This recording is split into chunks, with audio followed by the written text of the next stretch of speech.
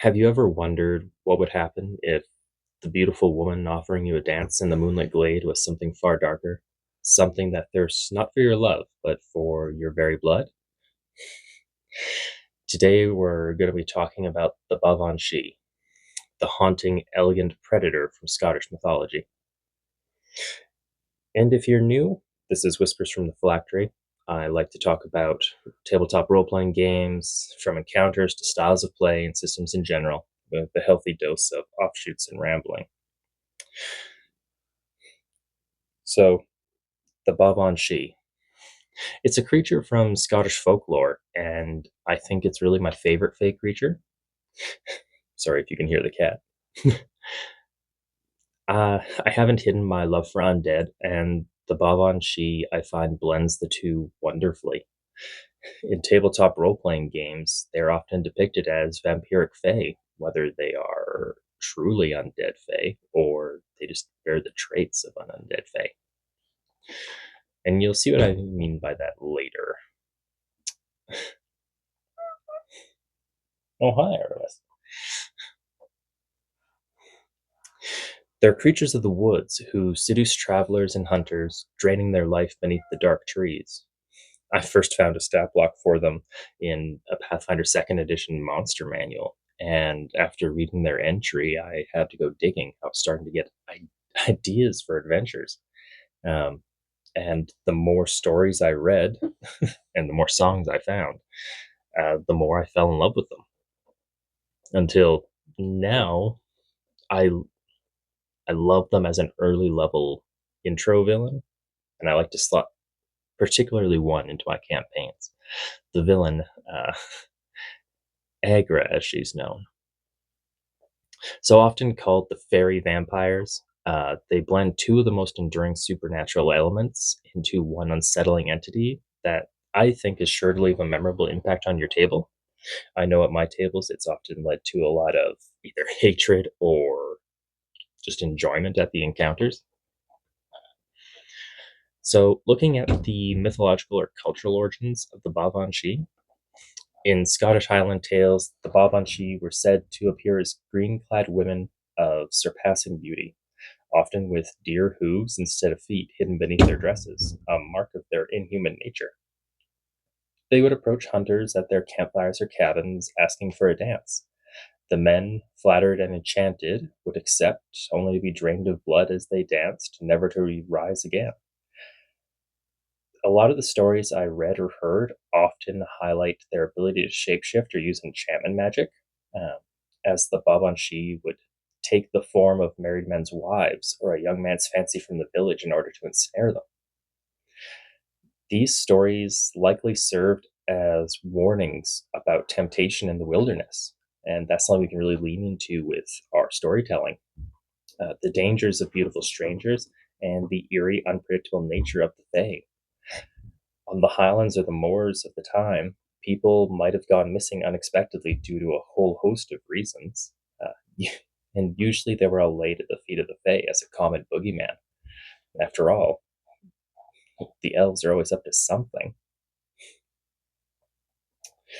So, looking at game design and mechanics, in Dungeons and Dragons, Pathfinder, or other role playing systems, the Baobhan Sidh can be homebrewed as a Fey vampire variant. It's nice when a system has it worked in, but if we need to, it's pretty easy to adapt.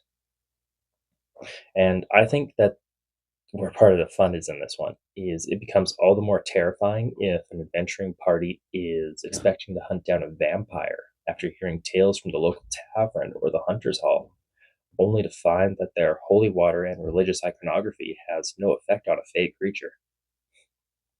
So, mechanically, they usually have three core abilities, and then I like to add a fourth one, which I got from Pathfinder.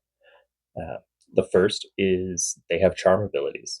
They lure their prey into a false sense of security, whether this is a charming aura or an activated ability, much like a vampire's gaze.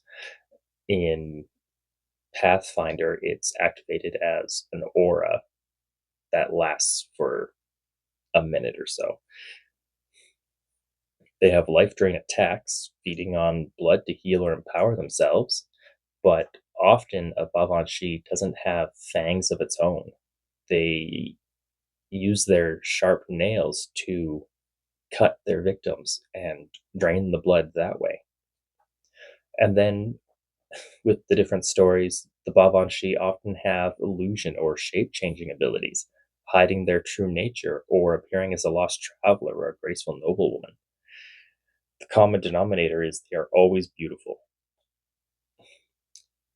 You don't have to stick with the iconic green dress and fiery red hair.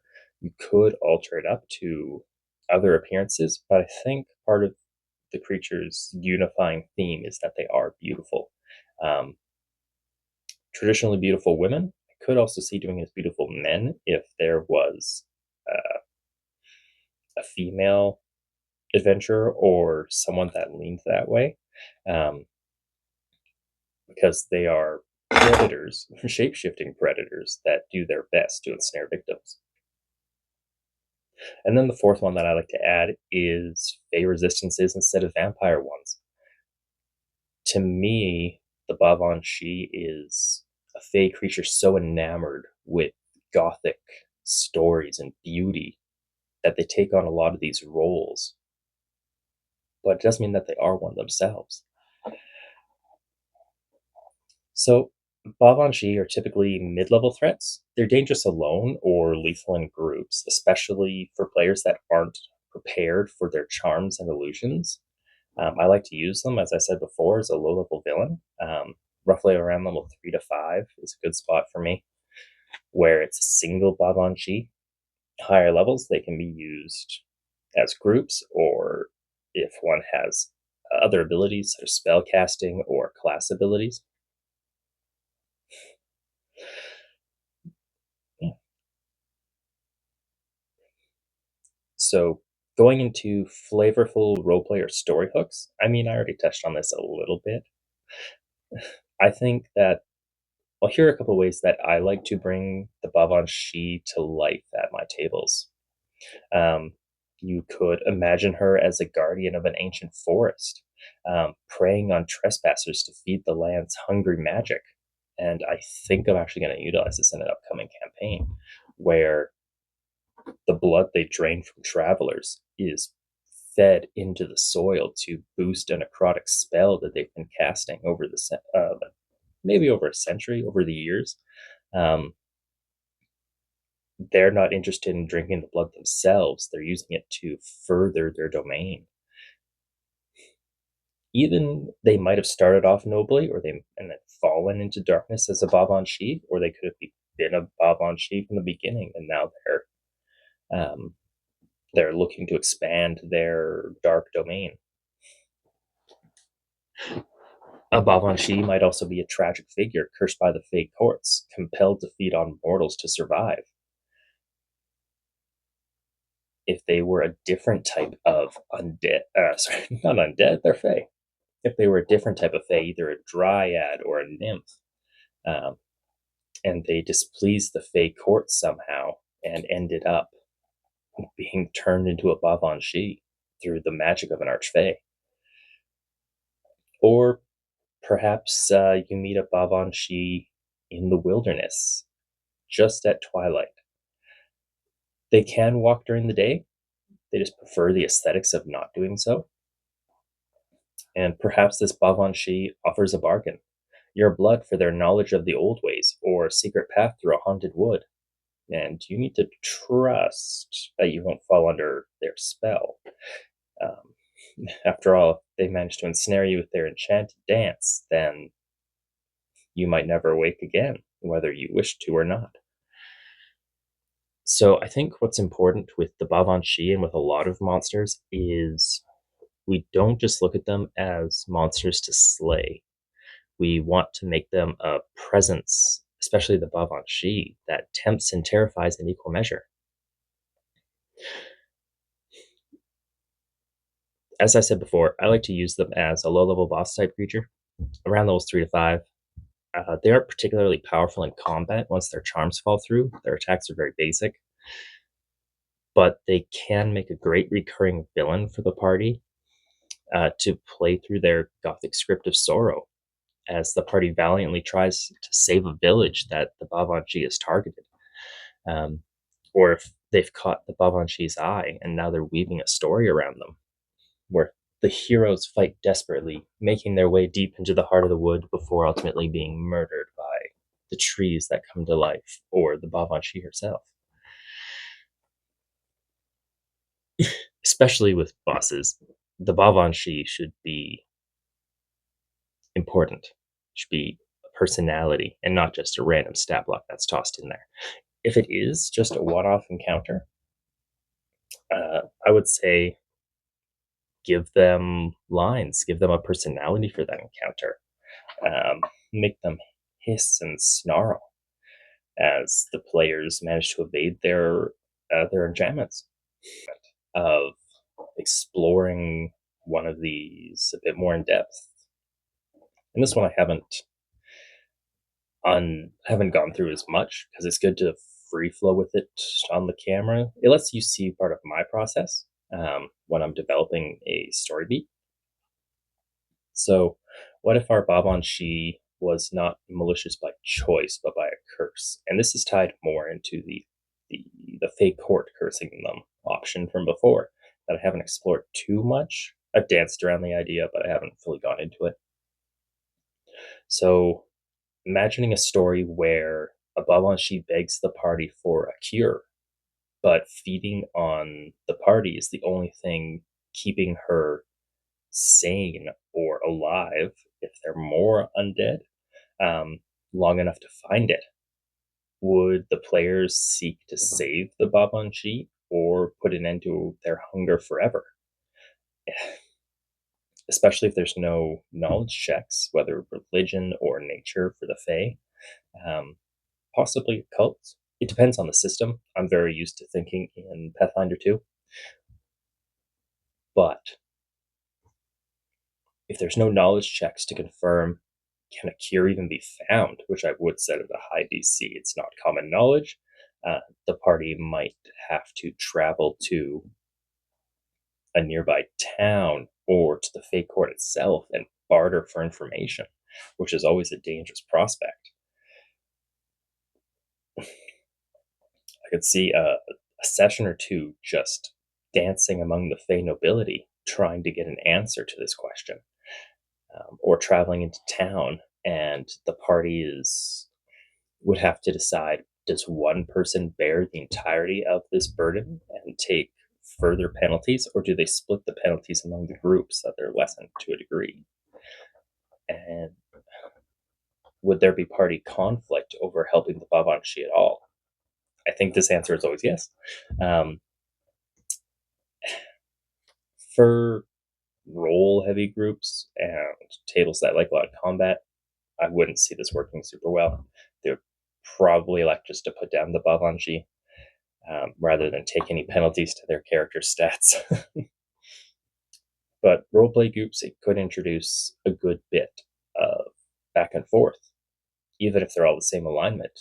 Alignment shows up differently.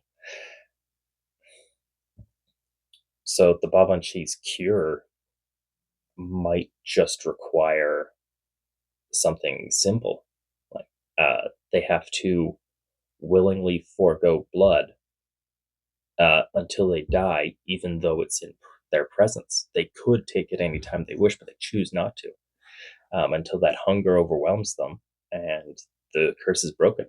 That's one way to do it. Um, but then you have to ask yourself, why wouldn't the Baobhan have tried that already?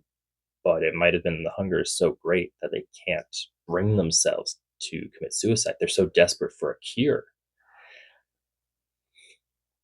Another one could be a ritual performed under a waxing moon in a specific month or a specific location. Specific locations are easier in adventuring games because then you're not worrying about the time and when things might happen. You just need to send your party to a place. And you can throw things at them on the way there or there if there's a guardian.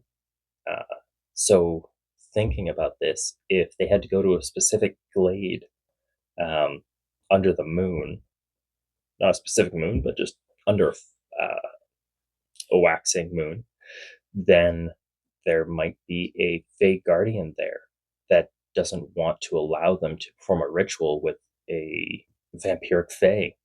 They don't know what the ritual's about. They don't know if they can trust the party. They would fight to protect it. Um, or the party might have to do this in a travel to the first world, to a cleansing spring, or some other locale that has a guardian. The guardian doesn't mind fighting to the death because in the first world, the Fae simply reincarnate. Um, they're a little bit grumpy about it, but they simply reincarnate. So I think that would be a good low level adventure. Um, if you wanted to make it more annoying, the Baobhan Sidh could fight with their instincts every night to avoid attacking the party, but I wouldn't do this because the first time it happened, the party might just go, "Nope, this is too risky. Put it down." Um, so I think I would avoid that one. All right. So thank you for joining me today as we explore the Baobhan Sidh. Uh, I'm really interested. How would you use her in your world? As a haunting foe, a tragic ally, or something in between? And I hope you let me know in the comments. And if you enjoyed this monster moment, uh, join me next time as we explore another creature lurking in the history of myth and magic. I think we're going to talk about the Sphinx. I do love Egyptian mythology. Well, they're Egyptian Greek. They kind of fill between. So until then, travel safely and beware the dancers in the dark, adventurers.